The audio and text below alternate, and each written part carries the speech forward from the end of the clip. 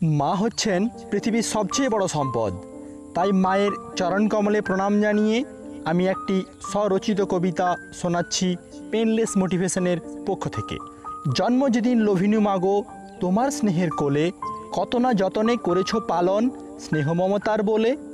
ওয়া ওয়া করে কেঁদেছি যখন, তখনই এসেছো কাছে, সজল আখির মুছায়েছ বাড়ি, সে পরশ জেগে আছে।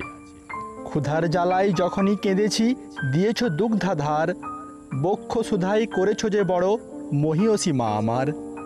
হাসিতে খেলিতে হয়েছি যে বড় তোমারই সে করুণায়, স্নেহের আঁচলে বেঁধেছে রেখেছ ভোলা কি কখনো যায়। এই জগৎ মাঝে তুমি যাহা পারো আর কেহ পারে নাই, কোমল কমল করখানি মাগো আর কোথা খুঁজে পায়। এই জগৎ মাঝে তুমি মা দেখালে জগতের যত আলো, স্নেহময়ী মার পুণ্য পরশে ঘুচে যাক যত কালো।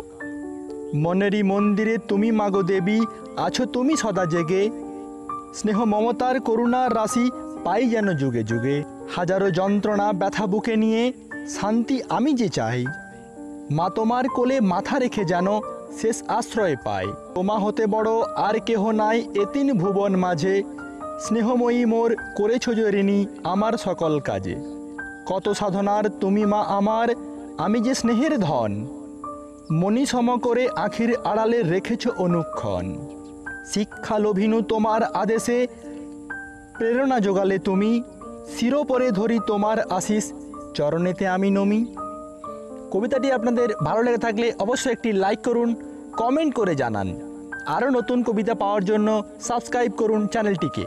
চলো বন্ধুরা, জীবনকে বদলায়, হাসি মুখে নিজের স্বপ্নের দিকে এগিয়ে যাই, নতুন কিছু করে দেখায়।